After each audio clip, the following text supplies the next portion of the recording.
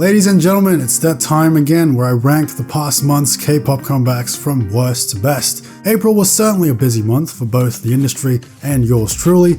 Sorry for not uploading, but now I have resurfaced to give my opinion on these tracks. This episode features some of the biggest and brightest stars working today: 17, IVE, TXT, and of course, BABYMONSTER, who was responsible for the worst comeback of the month, Sheesh. Despite being released on April 1st, this was not intended as a joke. It was a serious project that people worked on. This is real, guys. I mean, what is there to say that hasn't already been said? It's not even beating a dead horse anymore. This horse has been dead for years, and we are just flagellating its decomposing remains. YG continues to operate on negative creativity, churning out the most soulless, derivative junk imaginable, yet still has the goal to include lyrics like "You ain't seen nothing yet" and "This is a blessing to your ears." Yeah, I don't think so, mate. Even the word sheesh as a slang term is like 3 years out of use at this point. Nowadays, it's all about skibbity, so get with the times, man. You know, I think I'll leave most of the lambasting for the end of the year. I'll see you guys then. Next up, we have Freak by Yuqi. Even though my enthusiasm for the G-Idol project has largely faded, I still like Yuqi as an artist. She's one of my biases, and I did enjoy her previous solo work. Bonnie and Clyde was an excellent song. But this latest single, it's not pretty. Look, if I didn't understand English, this song would probably rank a little higher, but I cannot deal with these lyrics. So right off the bat, we have the inspiration from WAP, right? Certified Freak, 10 days a week. Not 7 days a week, 10 days a week. So she has somehow bypassed the restrictions of time. She's freaking 10 days a week, guys. Nobody freaks harder than she does. And she's straight out a boba. What does that even mean? So does she emerge from a bubble tea? Like what? Drew to my Barrymore. Drew Barrymore is one person. So this is just pure brain rot songwriting. But even ignoring all of that, the track is generic as hell, so let's just move on. To Bomb by this group called Viv. Apparently they didn't have any money to film an MV, but they also have light sticks somehow. You'd think under a modest budget more resources would be put towards making a good song, but that's not what happened here. Which is weird because this is a product of Eva Entertainment, the same company behind 8's brilliant Independent Woman from last November. Why are they debuting a new girl group already? I don't know. But Bomb opens with this extremely annoying horn synth, which is a staple of the Bad Girl Crush instrumental.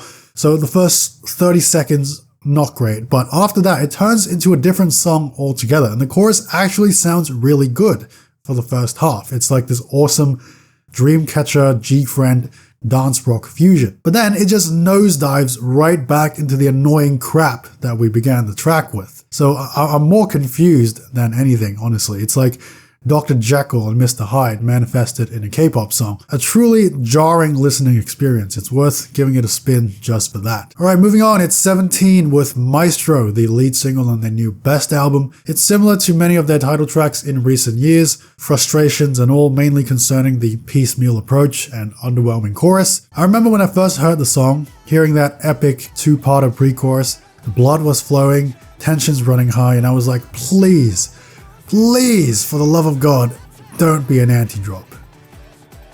It was an anti-drop, and a boring one at that. I can't for the life of me understand why you would lay all this groundwork and then proceed to take a big fat dump over it. The follow-up hook was very weak as well. At least the one in Super was genuinely invigorating.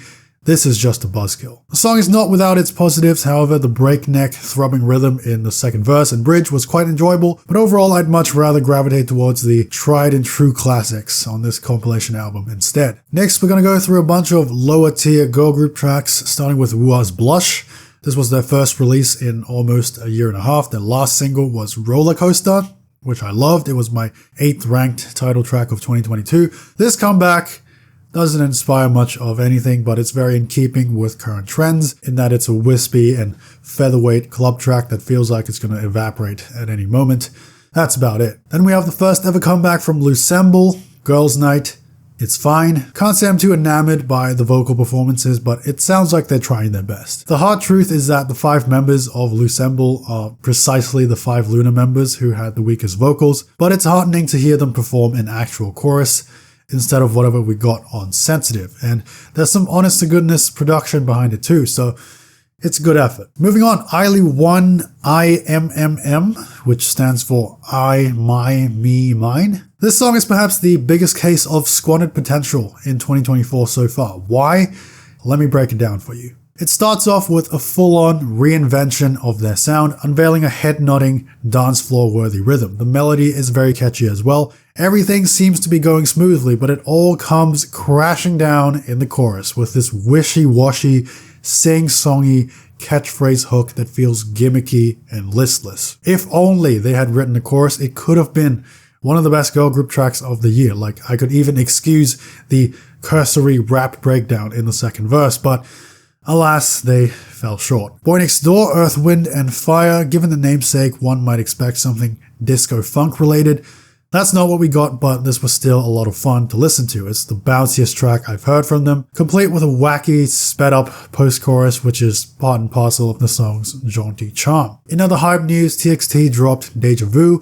They're back in their emo era, it seems, but this is not a worthy successor to Love Song or even Loser Lover for that matter. The beat is incredibly trappy with these unending, jittery hi-hats which were very 2017 in execution. They pose a stark contrast to the gritty, dark rock elements and is frankly quite distracting, which is why I think they would have been much better off releasing the Anamoya remix as the main version. The melody and the verses reminded me of like vintage GOT7, which was cool. All in all, a solid comeback from TXT, but they're not really moving the needle here. Unlike this new comeback from IVE, Heya is the one we'll be reviewing in this video.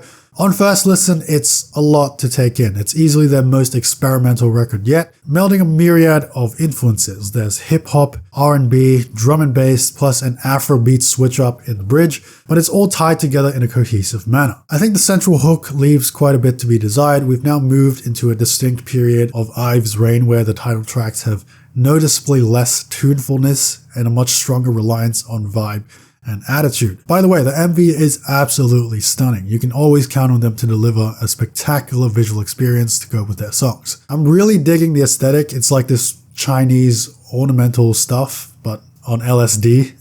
That's the best way I can describe it. All things considered, Heya doesn't really stack up to the more illustrious hits in their catalog, but is avant-garde and memorable nonetheless. Speaking of songs with glamorous production but an underdeveloped hook, Kiss of Life's Midas Touch. Absolutely blazing instrumental. Adore those acidic synths. If I had to summarize the beat in one word, it would probably be expensive. However, the chorus is not as lavish. These girls are known to have great vocals, and I would have loved a centerpiece that better showcases those strengths, though there are plenty other melodic moments on the song to find solace in. After that, it's ZEROBASEONE's new special single, Sweat, an early offering to usher in the summer season. The song as a whole is a bit generic, but it distinguishes itself through some solid hooks and production. I love the zippy synth textures in the chorus and the twinkling electronics that accompany the ba-ba-ba-ba-dum hook. It's all a very refreshing splash in the face. Moving on, we have Little Prince by PICKUS from the reality show Fan Pick. So you see, the fans, they pick the members, so it's called Fan Pick, and the members get picked, and the group is called PICKUS. So you get the idea. I kid you not, the song starts with the melody from Twinkle Twinkle Little Star. Why? It sounds so out of place. Why didn't they just start the song there? I never would have noticed. But in fairness, the rest of the track is pretty groovy. It's got an exuberant chorus with some really funky electronic instrumentation throughout, so that was well done. Also, they're just about the millionth group to dance in front of the Paradise Diner, so there's that. QWER, you might remember them as the idol group that basically makes J-rock, and it continues to be very good. This new track is called T.B.H. It features the typical bells and whistles, stellar vocals, also sporting a very classic melody. There's this hurried momentum that is sustained throughout the entire song. These girls continue to carve out a niche that is not often found in today's industry, so good on them. And good on EPEX as well. I've been a bit harsh on these guys in the past. I gave one of their songs an E, but I think with this release they finally found their mojo. The title track Youth to Youth was quite strong, chugging along with some nimble guitar and later a potent synth pulse. This is a style of dance pop that I really enjoy, and the winning moment on this song is definitely the anthemic sing-along hook in the bridge and outro, which made for an epic finale. Good job, EPEX. Speaking of epic things, On and Off by BABYMONSTER, produced by the ever-reliable Hwang Hyun, he is responsible for the group's numerous successes, and it feels like he has still broken new ground with this track. We're used to getting these big and bold set pieces from On and Off that just burst right out of the gate with full force, but BABYMONSTER takes its time to build to the cinematic climax. It opens with a syncopated, almost jazz-like piano rhythm that gives way to a laid-back symphonic soundscape, and then the chorus hits with these operatic rock elements, followed by a flurry of majestic strings. It's so good. Just phenomenal production. How often do you really get to hear something like this in K-pop? The answer is not a lot. So there's no shortage of the drama we've come to expect from On and Off, but here it's presented in a slow burn format, and of course there are some earth-shattering vocals to savor. Really, really great stuff. Last but not least, we got RIIZE. Not to be outdone by ZEROBASEONE, they came out with a premature summer jam of their own, Impossible. And it's a banger. SM, of course, has an excellent history of producing these suave house tracks, from View to Four Walls to Free Somebody. It's amazing to hear these young guns continue that esteemed legacy. This was the song that I came back to the most in April. It's irresistibly addictive. It plays like a cool breeze that just sweeps you along for the ride. A certified bop, one of the boppiest bops that has bopped this year.